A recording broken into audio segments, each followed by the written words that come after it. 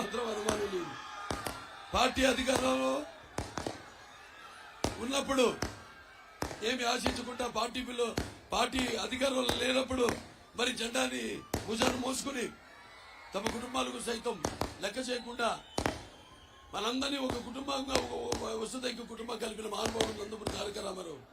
తెలుగుదేశం కేవలం ఒక రాజకీయ పార్టీ మాత్రమే కాదు, అదొక వ్యవస్థ, అదొక సంస్థ. అందరూ కూడా వాళ్ళ ప్రాణాలకు సైతం లెక్క చేయకుండా ప్రాణాలను కూడా ఒడ్డి మరి పార్టీ కోసం అహర్నిశలు ఎన్నో అక్రమాలు, దౌర్జన్యాలు, మాయలు, మోసాలు అవతల వాళ్ళు చేసినా కూడా వాటిలన్నింటి భరిస్తూ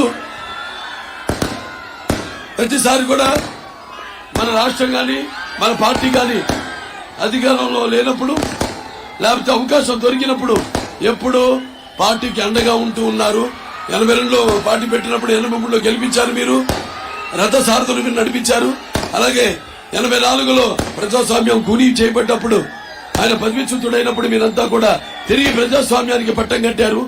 మళ్ళీ మొన్న 2009లో అవిభక్త రాష్ట్రం 2 ముక్కలైనప్పుడు మీరంతా కూడా తెలుగుదేశానికి అండగా ఉండి చంద్రబాబు నాయుడు గారి మీద నమ్మకంతో ఆయనకున్న విజన్ ఏదైతే 2020తో ముందుకు వచ్చారో అసలు ప్రపంచ దేశాలకే ఆయన విజన్ ఒక ఆదర్శం. అటువంటి చంద్రబాబు నాయుడు గారి నాయకత్వంలో తిరిగి తెలుగుదేశం పార్టీకి ఆంధ్ర రాష్ట్ర ముఖ్యమంత్రిగా మీరంతా ఎన్నుకున్నారు.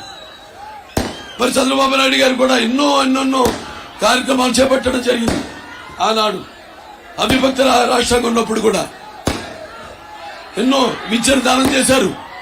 మరి విద్య చాలా అవసరం, ఎందుకంటే ముందు తరాల వాళ్ళకి ముందు జరగబోయేది మిషనరీ లీడర్ ఆయన. కాబట్టి ఒక విద్య విషయంకి వస్తే 1 కిలోమీటర్కి ఒక ప్రాథమిక పాఠశాల, 3 కిలోమీటర్లకు ఒక అప్పర్ ప్రైమరీ, అలాగే 5 కిలోమీటర్లకు ఒక హై స్కూలు, అలాగే ఒక మండలానికి ఒక జూనియర్ కాలేజు, అలాగే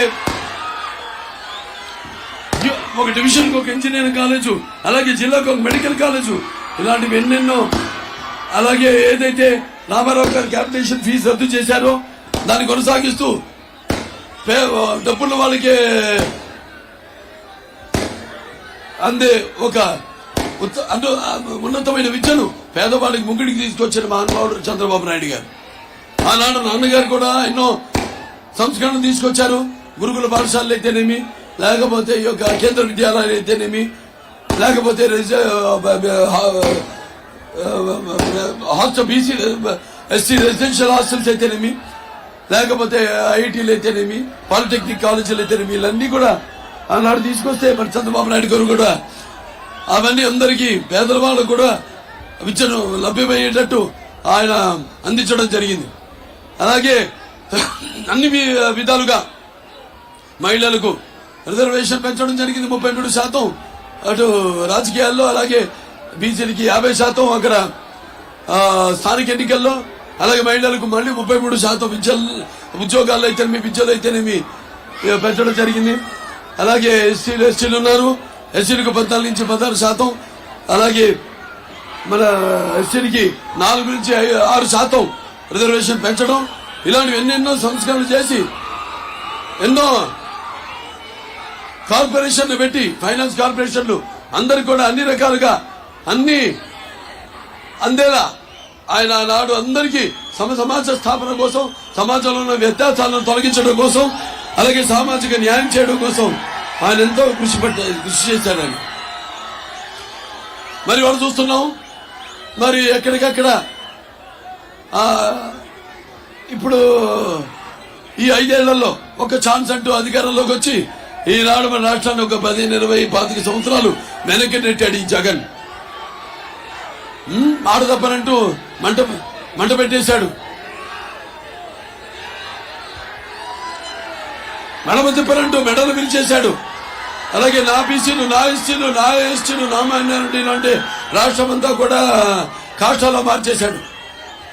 మద్యపాన నిషేధం అన్నాడు. అలాగే పేదల యొక్క అన్నపానీయాలు మొత్తం తన మద్యపాన వ్యాపారాలు ముంచేశాడు. అలాగే జగన్ అన్నట్టు జలగంలా పీడిస్తున్నాడు. అలాగే మావయ్యనంటూ మన మనోభావాలను తగలబెట్టాడు.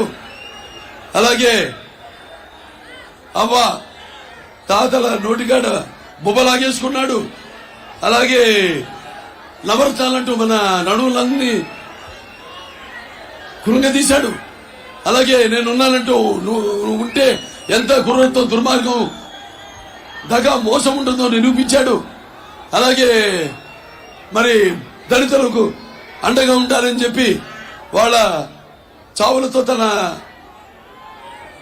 కేకలు ఆర్పుకున్నాడు, తన ఆకలి కేకలు ఆర్పుకున్నాడు. అలాగే నాక చెల్లెలు నా అన్నదమ్ములంటూ ఆక చెల్లెల అన్నదమ్ముల ఆస్తిలోనే వాటాడుగుతున్నాడు.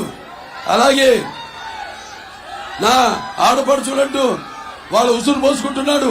అమరావతి రైతుల బతుకులు రక్తపు ముద్దగా చేసే మార్చాడు. అలాగే ఈ రాష్ట్రపు ముఖ్యమంత్రిని అంటూ దినగంత్రి పాలన చేస్తున్నాడు. అలాగే నాయకుడిని అంటూ నయవంచకుడుగా మారాడు.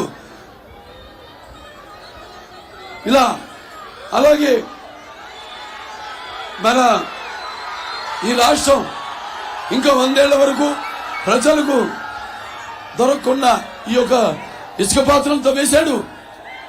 అలాగే మన ఈ యొక్క జే బ్రాండ్, ఈ చీప్ లిక్కర్ పేరుతో జే బ్రాండ్ మద్యాన్ని తీసుకొచ్చి లక్షల కోట్లు దోపిడీ చేస్తున్నాడు. అలాగే ఈ యొక్క ప్రభుత్వం తయారు చేసే ఈ కల్తీ మద్యాన్ని సేవించడంతో ఎంతో మంది ఆడపడుచులు వాళ్ళ తాలుబొట్లు పోగొట్టుకున్నారు, తెంచుకున్నారు. ఇలా ప్రతి విషయంలో కూడా ఇవాళ మరి ఏవో నవరత్నాలు అన్నాడు. ముందు 3 సంవత్సరాలేమో రాజధాని పేరుతో కాలం గడిపాడు. ఆ తర్వాత నవరత్నాలు అంటూ ఈ యొక్క దానికోసం ఎంతో అప్పు చేశాడు. 12 లక్షల కోట్ల రూపాయలు అప్పు చేశాడు. ఆ 12 లక్షల కోట్ల రూపాయలు అతను పెట్టేది, అతను ఖర్చు పెట్టేది 1.5 లక్షల కోట్ల రూపాయలు. మిగతా మరి 10 లక్షల కోట్ల రూపాయలు ఏమైందని అడగాలి, మనం నిలదీయాలి మనం. అలాగే ఏమో పుట్టిన ప్రతి బిడ్డకి 15,000 అన్నాడు, ఒక బిడ్డకి ఇస్తున్నాడు 15,000. సో ఇవన్నీ కూడా మీరు దృష్టిలో పెట్టుకుని రేపు మనం ఈ భారం అంతా అతను చేసిన అప్పులని కూడా తీర్చాల్సింది మనమే, గుర్తుపెట్టుకోండి. ఇవాళ ఒక్కొక్కరి మీద సుమారుగా ఒక 10 లక్షల దాకా అప్పుల భారం ఉంది మీ ఒక్కొక్కరి మీద, అది మీరు గుర్తుపెట్టుకోవాలి. అలాగే ఇవాళ వైకాపా ప్రభుత్వం అధికారంలోకి వచ్చాక ఎస్టీలోకి సంక్షేమాన్ని పక్కన పెట్టి వాళ్ళని చిత్రహింసలు చేసే సంఘటనలే ఎక్కువగా చూసాం మనం. మరి ఆనాడు తెలుగుదేశం పార్టీ అధికారంలో ఉన్నప్పుడు మనం ప్రవేశపెట్టిన 25 ఏవైతే పథకాలు ఉన్నాయో అవన్నీ కూడా రద్దు చేసేసాడు. అలాగే మనం చూస్తే మన ఈ యొక్క ఎవరైతే ఈ డాక్టర్ సుధాకర్ మరి యొక్క కోవిడ్ విపత్కర పరిస్థితుల్లో మాస్క్ అడిగినందుకు అతని మానసిక శోభకు గురి చేసి అతని బలన మరణానికి కారకుడయ్యాడు. అలాగే ఈ జడ్జి రామకృష్ణ గారు ఆయన మీద ఎన్నో అభియోగాలు మోపి కేసులు పెట్టి మరి ఆయన్ని మానసికంగా క్షోభ పెట్టాడు.